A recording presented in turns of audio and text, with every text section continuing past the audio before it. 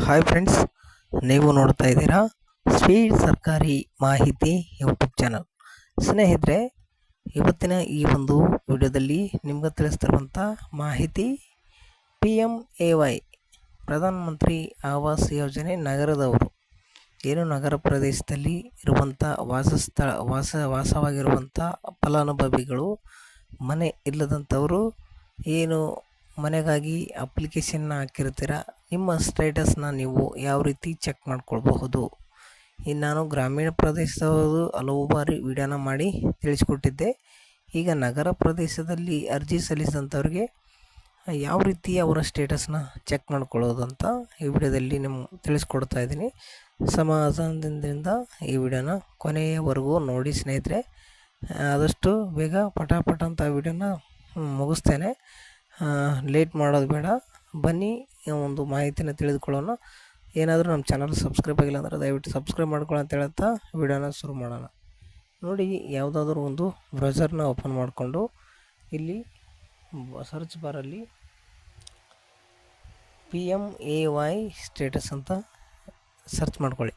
PMAY status ಅಂತ ಹಾಕೊಂಡ್ಮೇಲೆ ನೋಡಿ, PMAY HFA urban track application ಅಂತ ಆಪ್ಷನ್ಸ್ ಬರುತ್ತೆ. ಅದರ ಮೇಲೆ ನೀವು ಕ್ಲಿಕ್ನ ಮಾಡ್ಕೊಳ್ಳಿ ಸ್ನೇಹಿತರೆ. ಇದರ ಮೇಲೆ ಕ್ಲಿಕ್ ಮಾಡಿಕೊಂಡಾಗ ಟ್ರ್ಯಾಕ್ ಅಪ್ಲಿಕೇಶನ್ ಅಂತ ಬರುತ್ತೆ ನೋಡಿ. ಪ್ರಧಾನಮಂತ್ರಿ ಆವಾಸ್ ಯೋಜನೆ ಅರ್ಬನ್ 2.0 ಅಂತ ಇಲ್ಲಿ ಮೇಲ್ಗಡೆ ತೋರಿಸುತ್ತೆ ನಿಮಗೆ. ಇಲ್ಲಿ ಟ್ರ್ಯಾಕ್ ಅಪ್ಲಿಕೇಶನ್ ಅನ್ನೋದ್ರ ಮೇಲೆ ಬೆನಿಫಿಷರಿ ಕೋಡ್, ಅಪ್ಲಿಕೇಶನ್ ನಂಬರ್ ಹಾಕಿ ನೀವು ಸ್ಟೇಟಸ್ನ ಚೆಕ್ ಮಾಡ್ಕೊಳ್ಬಹುದು. ಹಾಗೆ name for Aadhaar and Aadhaar number ಹಾಕೋ ಮುಖಾಂತರ ನೀವು ಸ್ಟೇಟಸ್ನ ನೋಡ್ಕೊಳ್ಬಹುದು. ಹಾಗೆ ಇಲ್ಲಿ ಮೊಬೈಲ್ ನಂಬರ್ ಮತ್ತು ಹೆಸರು, ಆಧಾರ್ ನಂಬರ್ ಇವೆಲ್ಲನೂ ಹಾಕಿ ನೀವು ಆಧಾರ್ನಲ್ಲಿ ಯಾವ ರೀತಿ ಹೆಸರು ಇರುತ್ತೋ ಅದೇ ಹೆಸರನ್ನು ಮತ್ತು ಮೊಬೈಲ್ ಸಂಖ್ಯೆ ಹಾಕಿ ನೀವು ಸ್ಟೇಟಸ್ನ ನೋಡ್ಕೊಳ್ಬೋದು. 3 ವಿಧಾನದಲ್ಲಿ ನೀವು ನಿಮ್ಮ ಸ್ಟೇಟಸ್ನ ತಿಳ್ಕೊಳ್ಬೋದು. ಈಗ ನೋಡಿ, ಅಪ್ಲಿಕೇಶನ್ ಹಾಕಿರ್ತಾರೆ, ಕೆಲವು ಬಾರಿ ಅಪ್ಲಿಕೇಶನ್ ನಂಬರ್ ಇರೋದಿಲ್ಲ. ಆ ಕಾರಣದಿಂದ ನೀವು ಈಸಿಯಾಗಿ ನಿಮ್ಮ ಹೆಸರು ಮುಖಾಂತರ ಹುಡ್ಕೋಬೋದು. ಮತ್ತು ನಿಮ್ಮ ಹೆಸರು ಸ್ಪೆಲ್ಲಿಂಗ್ ನಮ್ಗೆ ಗೊತ್ತಾಗ್ತಾ ಇಲ್ಲ ಅಂದರೆ ನೀವು ಕೇವಲ ನಿಮ್ಮ ಮೊಬೈಲ್ ನಂಬರ್ ಹಾಕಿ ನೀವು ಚೆಕ್ ಮಾಡ್ಕೊಳ್ಬೋದು. ಮೊಬೈಲ್ ನಂಬರು, ಹೆಸರು ಎರಡೂ ಅಂತೂ ಹಾಕಲೇಬೇಕಾಗುತ್ತೆ. ಅಪ್ಲಿಕೇಶನ್ ನಂಬರ್ ಇರಲಿಕ್ಕೂ ಕೂಡ ನಿಮ್ಮ ಹೆಸರು ಮತ್ತು ಆಧಾರ್ ಕಾರ್ಡ್ನಲ್ಲಿರುವಂತೆ ಹೆಸರು ಮತ್ತು ಆಧಾರ್ ಸಂಖ್ಯೆ ಹಾಕಿ ಕೂಡ ನೀವು ನೋಡ್ಕೊಳ್ಬೋದು ಸ್ನೇಹಿತರೆ. ಬನ್ನಿ, ಒಂದು ಯಾವ ರೀತಿ ಸ್ಟೇಟಸ್ ಇರುತ್ತೆ ನಿಮ್ಮ ಒಂದು ಅಪ್ಲಿಕೇಶನ್ ಅಂತ ಇಲ್ಲಿ ನೋಡೋಣ. ಯಾವ ರೀತಿ ಅಂತ ಒಂದು ಹಾಕಿ ನಾನು ತೋರಿಸ್ಕೊಡ್ತೀನಿ. ಇಲ್ಲಿ ಆಧಾರ್ ಸಂಖ್ಯೆ ಹಾಕುವ ಮುಖಾಂತರ ಯಾವ ರೀತಿ ಚೆಕ್ ಮಾಡ್ಕೊಳ್ಬೋದು ಅಂತ ನಾನು ಇಲ್ಲಿ ತೋರಿಸ್ಕೊಡ್ತೀನಿ. ಇದರ ಮೇಲೆ ಕ್ಲಿಕ್ ಮಾಡ್ಕೊಳ್ಬೇಕು. ಆಧಾರ್ ಅನ್ನೋದ್ರ ಮೇಲೆ ಕ್ಲಿಕ್ ಮಾಡಿಕೊಂಡ್ರೆ ಇಲ್ಲಿ ಕೆಳಗಡೆ ನೋಡಿ ಆಧಾರ್ ಸಂಖ್ಯೆ ಹಾಕಲಿಕ್ಕೆ ಕೇಳುತ್ತೆ ಸ್ನೇಹಿತರೆ. ನೀವು ಇಲ್ಲಿ ಆಧಾರ್ ಸಂಖ್ಯೆನ ಹಾಕ್ಕೊಳ್ಬೇಕು. ಈ ರೀತಿಯಾಗಿ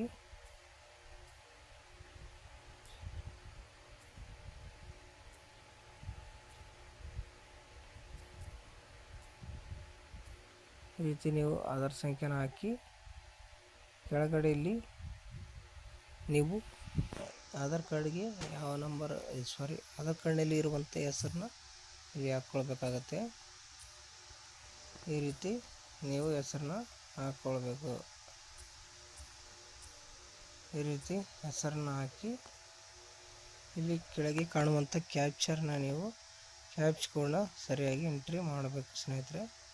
ಇಲ್ಲಿ ನೋಡಿ, ಈ ಕಾಲಮ್ನಲ್ಲಿ ಯಾವ ರೀತಿ ಇದೆ ಅದೇ ರೀತಿಯಾಗಿ ನೀವು ಹಾಕ್ಕೊಳ್ಬೇಕು. ಕ್ಯಾಪಿಟಲ್ ಇಲ್ಲಿದೆ ಕ್ಯಾಪಿಟಲು, ಸ್ಮಾಲಲ್ಲಿದ್ದರೆ ಸ್ಮಾಲಲ್ಲೇ ಹಾಕ್ಕೊಳ್ಳಿ.